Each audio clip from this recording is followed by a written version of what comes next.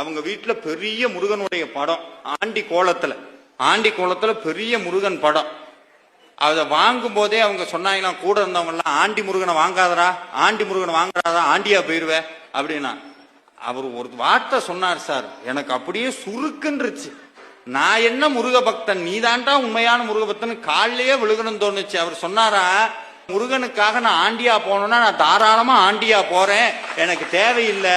அதுல ஒரு விஷயம் சொன்னாரு சார், இவங்க எல்லாம் ராஜலங்காரம் சொல்றாங்க, ஆனா அது என்னமோ எனக்குள்ள குறுத்துதுங்க அப்படியே உள்ளுக்குள்ள. அந்த ராஜலங்காரம் பண்றதுல கூட என்னுடைய சுயநலம் தான் உள்ள ஒளிஞ்சிருக்கு. அவருக்கு நான் அலங்காரம் பண்ணி பார்க்கணுங்கிறது ஆசை இல்லை, அவருக்கு அலங்காரம் பண்ணி பார்க்கணும்னு ஆசை இல்லை. அவரை பார்த்தா நான் ராஜா ஆகணும், அதனால அவருக்கு ராஜலங்காரம் பண்ணி பார்க்கிறேன். இந்த சுயநலத்தோடையா சார் முருகன்ட்ட போய் நிக்கிறது? அப்படி வேண்டவே வேண்டான்னு அவர் சொன்னாருங்க.